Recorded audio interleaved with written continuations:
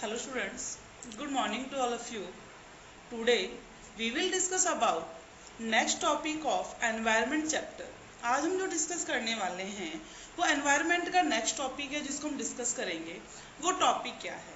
देखो, आज हम करेंगे स्टेट ऑफ इंडियाज एनवायरनमेंट। जो इंडिया का एनवायरनमेंट है उसका स्टेट कैसा है हमारा इंडिया का एनवायरनमेंट। इसमें कह रहा है कि India has abundant natural resources in terms of rich quality of soil, hundred of rivers and tributaries, lush green forest and plenty of minerals deposits etcetera. India के पास क्या है? बहुत सारे क्या हैं? नेचुरल रिसोर्सेज हैं।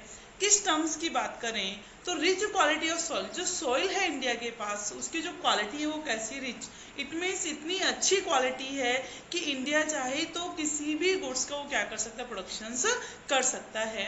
हंड्रेड्स ऑफ रिवर्स, क्या है इंडिया के पास? बहुत सारी नदियां हैं, रिवर्स हैं, and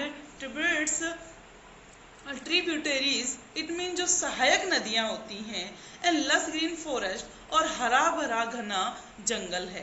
plenty of minerals deposits, और कुछ क्या है जो खनिज के क्या है, कुछ खजाने हैं किसके पास? इंडिया के पास। ठीक है, जिसमें फर्स्ट हम डिस्क्राइब करते हैं the black soil of the Deccan plateau. जो हमारी क्या है, काली मिट्टी के जो भी डेक्कन के पठार हैं, जो पर्टिकुलरली कौन से सॉइल के लिए वो सूटेबल हैं? Suitable for cultivations of cotton. जो कॉटन के लिए कैसे हैं?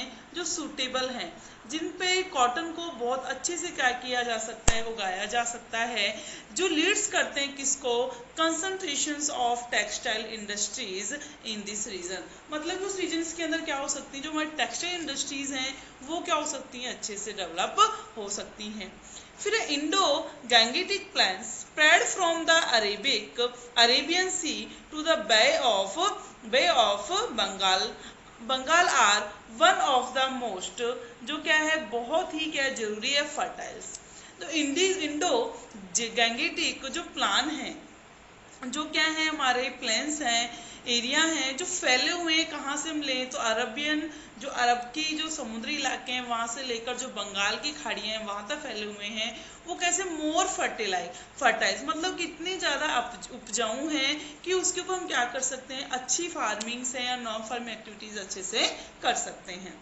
इंडियाज फॉरेस्ट, जो इंडिया का फॉरेस्ट है, थ्रो यूनिवर्सली या क्या ये कहें अनइवनली, जो कैसा है, अनइवनली डिस्ट्रीब्यूटेड, मतलब कि कहीं ज़्यादा है कहीं कम है, मतलब कि अनइवन उसका कैसा डिस्ट्रीब्यूशन है। किसी एरिया में बहुत ज़्यादा फॉरेस्ट है, किसी एरिया में बहुत कम फॉरेस्ट है, मतलब इनका जो डिस्ट्रीब्यूशन है वही कैसा है, अनइवनली डिस्ट्रीब्यूशन है। क्या कर रहा है, अनइवनली डिस्ट्रीब्यूटेड। फिर है प्रोवाइड ग्रीन कवर, जो किसको, जिन्होंने क्या प्रोवाइड करवाया हुआ है, green cover for a majority of its population, किसको, पॉपुलेशंस को प्रोवाइड करवाया हुआ है। और आगे क्या कहता है कि cover for its wild life, India's forest throw unevenly distributed provide green cover, मतलब कि जो ज़्यादा एरिया तो किसने क्या रखा है, ग्रीन ने, और दूसरा साइड जो नेचुरल जो कवर्स हैं वो किसके लिए आते हैं, वाइल्ड लाइफ, मतलब कि जो वन्य जीवन के लिए जरूरी हैं। फिर है उसके बाद large deposits of iron ore, सबसे ज़्यादा जो डिपॉजिट्स है इंडिया के पास किसका है, आयरन ओर। आयरन ओर का मीन्स क्या है, जो कच्चा लोहा है, कच्चा लोहा इंडिया के पास सबसे ज़्यादा, हम ये कहें कि वर्ल्ड का 20% किसके पास है, इंडिया के पास है। ये नेचुरल गैसेस हैं जो फाउंड है, होती हैं कहाँ पर, हमारे इंडिया के अंदर। कहता है India alone account for nearly 20% of world's total iron और रिजर्व। इंडिया के पास टोटल कितने हैं, 20%, वर्ल्ड का 20% किसके पास है, इंडिया के पास। हाउएवर, जबकि the development activity in India, जो इंडिया के अंदर जो डेवलपमेंट एक्टिविटीज हैं, हैव रिजल्टेड, जो क्या है, रिजल्ट है किसका, in pressures on its finite natural resources, मतलब कि जितना भी हमारे हम कहें कि इंडिया की जो डेवलपमेंट एक्टिविटीज हुई हैं उनके अंदर जो कहें कि उसकी जो प्रेजेंस है वो किसकी रही है, जो हमारे पास फाइनाइट क्या नेचुरल रिसोर्सेज हैं उनकी हेल्प से ही इंडिया क्या कर पाया है, डेवलप्ड कर पाया है। बट इंडिया के एनवायरनमेंट को के सामने भी जो पोज आता है वो किसका पोज आता है, कौन सी प्रॉब्लम्स का पोज आता है, डिचोटॉमी। इट मीन्स जो एनवायरनमेंट है वो भी 2 टाइप्स में क्या हो चुका है, हमारा डिवाइड हो चुका है। तो क्या है, first, poverty is causing environmental degradation through cutting down of tree. जो पॉवर्टी है वो कारण बन रही है किस चीज का, कि एनवायरमेंटल डिग्रेडेशंस किसके through, cutting down the tree. जो ट्री है उनको कॉन्टिन्यूस क्या किया जा रहा है, काटा जा रहा है। देखो जब ज़्यादा ज़्यादा ट्रीज को काटा जाएगा इससे क्या होगा, सोइल इरोजन क्रिएट होगा, जो एयर पॉल्यूशन है वो भी बढ़ेगा, क्योंकि ट्री से हमें क्या मिलती है, ऑक्सीजन मिलती है, और ऑक्सीजन की कमी आएगी और क्या चीज़ हो जाएगी सबसे ज़्यादा हमारे पास, कार्बन डाइऑक्साइड। कार्बन डाइऑक्साइड ज़्यादा होगी, ऑक्सीजन कम होगी, एयर पॉल्यूशन भी हो रहा है, वाटर पॉल्यूशन भी हो रहा है, सोइल इरोजन भी हो रहा है। तो इससे क्या करें, पॉवर्टी, मतलब गरीबी लोग डिपेंड किसके ऊपर है, फायरवुड के ऊपर। इसलिए क्या करते हैं, डिफॉरेस्टेशन को करते हैं, ट्रीज को गिराते हैं, ट्रीज को काटते हैं, उसके बाद अपना क्या करते हैं, वो गुजारा करते हैं। सेकंड है affluence in living standards of causing environmental degradations. जो एफ्लुएंस ऑफ लिविंग स्टैंडर्ड, जो लिविंग स्टैंडर्ड्स को क्या करना है, सुधारना है। एफ्लुएंस मतलब जो वेल्थ है लिविंग स्टैंडर्ड्स के, वो कारण बन रही है किसका, एनवायरमेंटल डिग्रेडेशंस। लोग क्या करते जा रहे हैं, स्टैंडर्ड्स ऑफ लिविंग में चेंज करते जा रहे हैं, स्टैंडर्ड लिविंग को बढ़ाते जा रहे हैं, जो कारण बन रहा है किस चीज़ का, कि जिससे क्या होने वाला है कि डिफॉरेस्टेशन क्रिएट होगा और हमारा एनवायरनमेंट भी क्या हो जाएगा, डिग्रेड हो जाएगा। इन सबको देखते हुए इंडिया कुछ चैलेंजेस हैं जिनको क्या कर रहा है, फेस कर रहा है। वो चैलेंजेस क्या हैं इंडिया एनवायरनमेंट के, like air pollution, water contamination, soil erosion है, डिफॉरेस्टेशन है, wild life extinctions are the main most pressing environment concern of India. ये इंडिया के अंदर कंसर्न किए जाते हैं। The priority issued identifies are, क्या क्या है वो, फर्स्ट है लैंड डिग्रेडेशंस। क्या है, लैंड डिग्रेडेशंस। जो हमारी किस में कमी आ रही है, लैंड के अंदर कमी आ रही है, जो सॉइल है उसकी फर्टिलिटी क्या होती जा रही है, कॉन्टिन्यूस कम होती जा रही है। डिग्रेडेशंस of forest and deforestation, soil erosion, क्या हो रहा है, सॉइल इरोजन, बायोडाइवर्सिटी लॉसेज है, एयर पॉल्यूशन है। अब इन सभी प्रॉब्लम्स को हम 1 बाय 1 क्या करते हैं, डिस्कस करते हैं। सबसे पहले आती है हमारी लैंड डिग्रेडेशंस। क्या आता है, लैंड डिग्रेडेशंस। तो लैंड डिग्रेडेशंस क्या है, land degradations means refers to the decline in the overall quality. ये क्या है कि decline in the overall quality, जो क्वालिटी है वो क्या होती जा रही है, ओवरऑल डिक्लाइन होती जा रही है, किसकी, ऑफ सॉइल। सॉइल की जो क्वालिटी है वो गिरती जा रही है। Water and vegetations conditions commonly caused by human activity, जिसका कारण क्या है, ह्यूमन एक्टिविटी। जो ह्यूमन एक्टिविटी है उस वजह से क्या हो रही है, कॉन्टिन्यूअस डिक्लाइन हो रही है।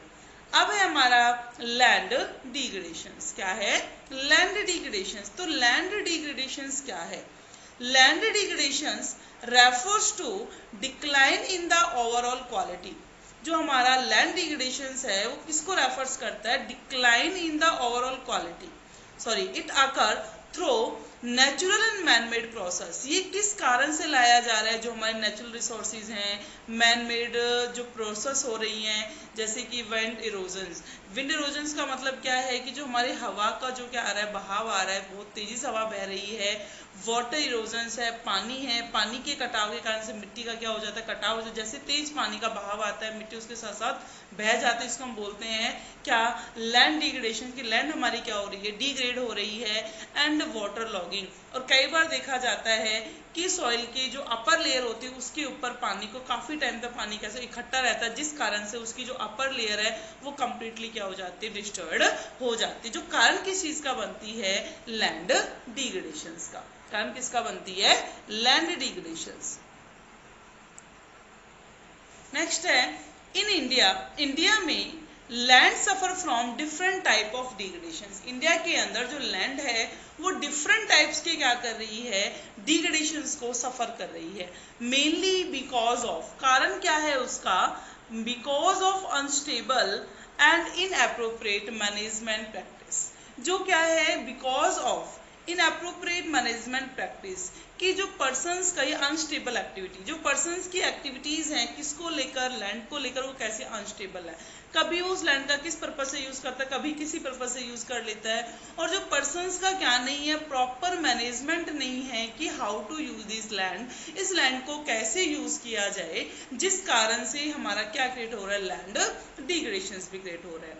सच काइंड ऑफ डिग्रेडेशन, इस टाइप के जो डिग्रेडेशंस हैं, leads to the loss of invaluable nutrients, जो इस टाइप के जो लॉसेस हैं वो लीड्स करते हैं किसको, इनवैल्युएबल न्यूट्रिएंट्स, मतलब कि जो हमारे क्या है, इनवैल्युएबल, बहुत इंपॉर्टेंट जो न्यूट्रिएंट्स हैं उनको क्या कर रहे हैं, ये लीड्स करते हैं, and lower food grain productions, और किसको लोअर कर देते हैं, जो फूड ग्रेन का प्रोडक्शन, क्योंकि फूड ग्रेन मिलने वाला कहाँ से है, हमें लैंड से ही मिलने वाला, ये कॉन्टिन्यूस क्या हो जाएगा, कम हो जाएगा।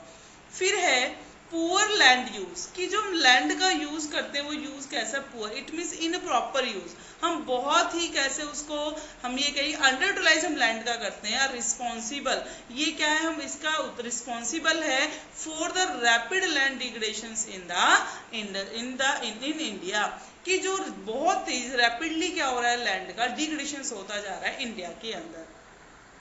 अब है कि कॉजेज ऑफ लैंड डिग्रेडेशन क्या है, कॉजेज क्या हैं, कॉजेज क्या हैं, some of the factors responsible for land degradations, कुछ हमारे जो फैक्टर्स हैं वो रिस्पॉन्सिबल हैं किसके लिए, लैंड डिग्रेडेशंस के लिए। अब कैसे रिस्पॉन्सिबल हैं, फर्स्ट ये कहते हैं कि loss of vegetation due to deforestation, जो हमारी वनस्पतियां हैं, वनस्पति हैं, उनके अंदर क्या आती जा रही है, कमी, कमी का कारण क्या है, ड्यू टू डिफॉरेस्टेशन, जो वनों की कटाई है वो कॉन्टिन्यूस की जा रही है, वनों को काटा जा रहा है, जिस कारण से जो हमें न्यूट्रिएंट्स चाहिए थे वो न्यूट्रिएंट्स नहीं मिल पाते सोइल को, और उसकी जो फर्टिलिटी है वो क्या होती चली जाती है, रिड्यूस होती चली जाती है। ये सबसे मेन कारण है डिफॉरेस्टेशन, ठीक है, क्योंकि जो डिफॉरेस्ट मतलब जो हमने क्या किया, जिन ट्रीज को काट दिया, जिस फॉरेस्ट को काट दिया कंप्लीट, हमें उसको उस लैंड को किसी अदर पर्पज से क्या कर लिया, उसको यूज कर लिया, तो उससे क्या हुआ है, वेजिटेशन से हमारे कमी आई है। फिर कहता है ओवर ग्रेजिंग, जो हम क्या करते हैं, चारागाह, इनमें जो पशुओं को कहाँ चराते हैं, बाहर खेतों में लेकर जाते हैं हम ये कहें, या फिर हम लैंड का ओवर ग्रेजिंग करवाते हैं, grazing of natural pastures, grazing किसका, जो हमारे नेचुरल पास्चर्स होते हैं, at stocking intensities above the caring, above the life stage in caring capacity, जो कैसी होती है उनकी, जो एज अ केयरिंग कैपेसिटी क्या करती है, उनका ध्यान रखती है, हम उनका क्या कराते जा रहे हैं, ओवर ग्रेजिंग कराते जा रहे हैं। फिर है अनक्रोचमेंट इनटू फॉरेस्ट लैंड, अनक्रोचमेंट का मतलब अतिक्रमण, मतलब कि इतनी ज़्यादा भीड़ भाड़ बढ़ रही है, कहाँ, इनटू फॉरेस्ट लैंड, जो हमारी क्या है, फॉरेस्ट लैंड है, मतलब जो लैंड ही किसके लिए थी, फॉरेस्ट के लिए थी, आज हम उस लैंड का किस पर्पज से यूज़ कर रहे हैं, अपने रेजिडेंशियल पर्पज से यूज़ कर रहे हैं, हमने उसको एक बिजनेस बना दिया है, लैंड को क्या बना दिया, एक बिजनेस, बहुत बड़ी बड़ी बिल्डिंग्स ओपन कर दी है, शोरूम है, कहीं हमारे क्या है, मॉल्स ओपन हो गए हैं, कहीं मार्केट बना दी, मतलब कि जो लैंड कैसी थी, मोर फर्टाइल थी, बहुत अच्छा फूड गेन कर सकती थी, एनवायरनमेंट को सुधार सकती थी, आज उस लैंड का किस पर्पज से यूज किया जा रहा है, आज उसको अब हमारे ऑन पर्पज से क्या कर रहे हैं, हम उसको यूज करते जा रहे हैं। फिर है non adoptions of adequate soil conservation measure, और जो हमारे सॉइल कंजर्वेशन मेजर है, इट मीन्स कि जिससे सॉइल को क्या किया जा सके, दोबारा से कंजर्वेटिव किया जा सके, उस टाइप के क्या नहीं करते, हम कोई टेक्निक्स को अडॉप्ट नहीं करते, हम अपनी ही क्या करते हैं, मनमानी करें कहीं उसको, या फिर जो टेक्निक्स के बारे में, जिस टेक्निक्स के बारे में हमें नॉलेज है हम उसी का यूज करते हैं, अदर टेक्निक्स को हम यहाँ पर यूज नहीं करते। ये भी बहुत बड़ा कारण है किसका, लैंड डिग्रेडेशन का। फिर ये कह रहे हैं कि unsustainable fuels wood, unsustainable fuel woods and fodder extensions, unsustainable fuel woods, जो आज हम कहे पॉवर्टी इतनी ज़्यादा बढ़ गई है कि लोग डिपेंड किसके ऊपर हो गए हैं, फॉरेस्ट के ऊपर, कि वहां से वनों को काटा जाता है और वो जो क्या है वो वुड है उसको किसी बिजनेस पर्पज या मार्केट पर्पज से यूज ना करके उसको कैसे यूज किया जा रहा है, as a fuel wood use किया जा रहा है, एज ईंधन के रूप में यूज किया जा रहा है। और जिससे क्या होता है कि बहुत ज़्यादा हमारा एनवायरमेंट भी क्या होता है, पॉल्यूट होता है। जो कार्बन डाइऑक्साइड निकलती है या ये जो काउडंग्स वगैरह उससे मीथेन निकलती है, जिससे हमारा एनवायरनमेंट क्या होता है, ज़्यादा से ज़्यादा पॉल्यूट हो जाता है। फिर ये कहता है नेक्स्ट, इम्प्रॉपर क्रॉप रोटेशन। जो हमारी कंट्री है, हमारी कंट्री के अंदर जो क्रॉप रोटेशन है वो कैसा है, इम्प्रॉपर। रोटेशन का मतलब है जो अदला बदली होती है वो इम्प्रॉपर है। मतलब कि फार्मर कई बार क्या करता है कि एक ही लैंड में बार बार क्या करता है, एक ही क्रॉप को बार बार उगाता है। तो हो सकता है कि एक ही क्रॉप को बार बार उगाने से जो सॉइल है, सॉइल की जो फर्टिलिटी है वो क्या हो जाए, खराब हो जाए। तो जैसे फॉर एग्जांपल आपको क्या करने, फार्मर क्या करता है, राइस उगाता है। राइस उगाने के लिए उसको क्या चाहिए, बहुत ज़्यादा वाटर, मतलब वाटर लॉगिंग होती है राइस की। जब हम कल्टिवेशन करते हैं, राइस की क्रॉपिंग करते हैं, उस टाइम क्या चाहिए, वाटर लॉगिंग। तो अगर वो क्या करेगा, बार बार क्या करेगा, वहाँ पर वाटर लॉगिंग कर राइस ही उगाएगा, तो एक टाइम बाद क्या हो जाए, जो अपर लेयर है किसकी, सॉइल की, वो तो कंप्लीटली क्या हो जाएगी, खराब हो जाएगी। तो उसे क्या करना चाहिए कि एक बार उसने वाटर लॉगिंग कर लिया, एक बार तो क्या किया, उसको वाटर को वहाँ पर क्या कर दिया, स्टे कर दिया, लेकिन दोबारा कुछ ऐसी क्रॉप को वो उगाए जिसको कम से कम वाटर की जरूरत पड़े, और जिससे क्या हो, जो सॉइल की जो वाटर लॉगिंग के कारण जो भी क्या हुई थी, उसके जो फर्टिलाइजर्स थे वो डिस्ट्रॉयड हुए थे, वो दोबारा से क्या हो सके, बन सके। तो प्रॉपर क्या अपनानी चाहिए, क्रॉप रोटेशन। फिर है इनडिस्क्रिमिनेट यूज ऑफ एग्रोकेमिकल्स। जो हमारे एग्रोकेमिकल्स है जो किसमें यूज किए जाते हैं, एग्रीकल्चर्स में जो यूज किए जाते हैं, वो कैसे, इनडिस्क्रिमिनेट, उनमें भी क्या होता है, भेदभाव। क्योंकि हम क्या करते हैं, अच्छी क्रॉपिंग के लिए, अच्छी फार्मिंग के लिए इतने हार्ड फर्टिलाइजर्स या पेस्टिसाइड्स यूज कर लेते हैं जो डायरेक्टली हमारी सॉइल को क्या करते हैं, इफेक्ट्स करते हैं। फिर ये कह रहा है कि improper planning and management of irrigation system. जो हमारा इरिगेशन सिस्टम है उसकी जो प्लानिंग है वो कैसे, इम्प्रॉपर प्लानिंग है। मतलब कि कोई प्रॉपर प्लानिंग नहीं होती, हमें कि मैनेजमेंट प्रॉपर नहीं होता। जब जरूरत नहीं होती, जब तो बहुत हमें कि जो वहाँ से हम नहरों से या नदियों से पानी लेते हैं, इतना पानी आ जाता है कि हमारी जो लैंड है वो कंप्लीट पानी से क्या हो जाती है, भर जाती है, वहाँ वाटर लॉगिंग की प्रॉब्लम्स हो जाती है, ठीक है। या कई बार क्या होता है कि इतना सूखा हो जाता है कि जब जरूरत होती है तो वहाँ पर क्या लैंड, वहाँ पर इरिगेशन फैसिलिटीज नहीं होती, जिस कारण से वापस से लैंड क्या हो जाती है, डिग्रेड। देखो ज़्यादा सूखा और ज़्यादा, मतलब कि ज़्यादा हम ये कहें कि ज़्यादा वाटर लॉगिंग भी और क्या क्या ड्रॉट भी, दोनों ही कैसे हैं, हमारे लिए नुकसानदेही है। तो कह रहे हैं कि प्रॉपर मैनेजमेंट होना चाहिए, किस टाइम कितने वाटर की हमें क्या है जरूरत है। जैसे कि for example in winter seasons क्या किया जाए, इरिगेशन फैसिलिटीज को ज़्यादा से ज़्यादा प्रोवाइड करवाया जाए फार्मर्स को, तो उस टाइम इसकी जरूरत इतनी नहीं होती। और किसमें, अगर हम कहें कि समर सीजन के अंदर प्रोवाइड ना करवाएं तो उस टाइम ज़्यादा जरूरत होती है, तो ड्रॉट आ सकता है, या फिर इससे क्या हो सकती है, फ्लड का भी खतरा है। फ्लड आती है, जब ज़्यादा से ज़्यादा फ्लड आती है तो वो साथ साथ क्या करती है, लैंड को अपने साथ बहा कर ले जाती है, जिससे क्या होता है, हमारा सॉइल इरोजन भी होता है और लैंड डिग्रेडेशन भी होता है। फिर है extensions of ground water in excess of recharge capacity. Extractions of ground water, जो ग्राउंड वाटर मतलब कि जो जमीन से पानी क्या किया जाता है, निकाला जाता है, इन एक्सेस, ज़्यादा है किसमें, ऑफ द रिचार्ज कैपेसिटी। मतलब कि रिचार्ज कैपेसिटी इतनी नहीं है जितना क्या है, पानी को निकाला जा रहा है। हम देखते हैं कि हमारे आसपास क्या है कि रोड, जितने भी रोड बने हुए हैं आसपास, जो सर्विस रोड, सभी को क्या किया हुआ है, पक्का किया हुआ है, जो नालियाँ सबको पक्का किया हुआ है।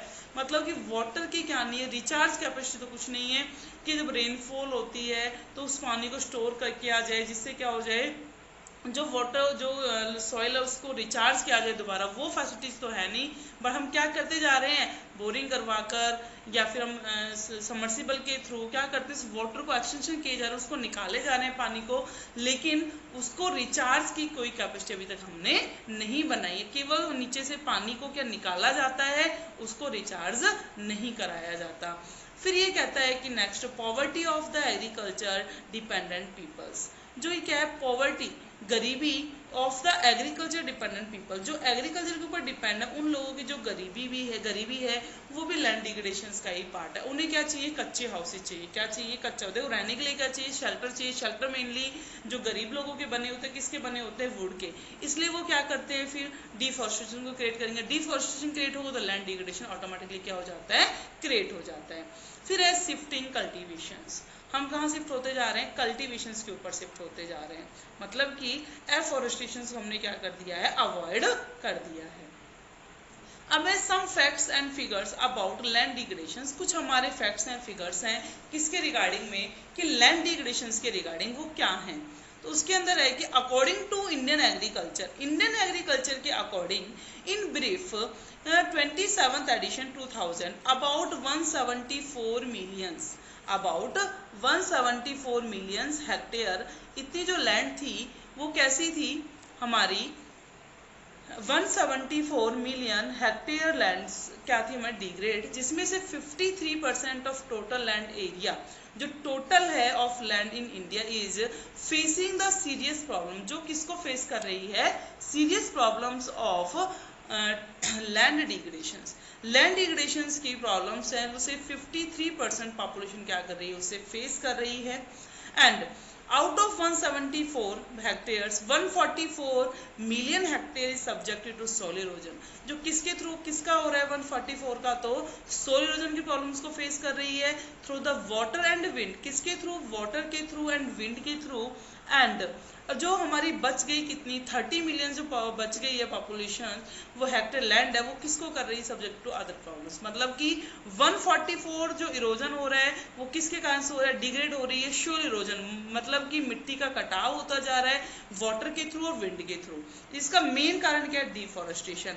और दूसरा जो 30 मिलियन हेक्टेयर्स है वो किसको प्रॉब्लम, जो अदर प्रॉब्लम्स है हमारी बहुत सारी वजह, लाइक केमिकल पेस्टिसाइड्स कम जो यूज करते हैं, या फिर हम ये कहेंगे जो पुअर पर्सन है उसको एज ए फायरवुड यूज कर रहे हैं, उसके लिए क्या लैंड क्या हो रही है हमारी, डिग्रेड हो रही है। क्लियर हो गया।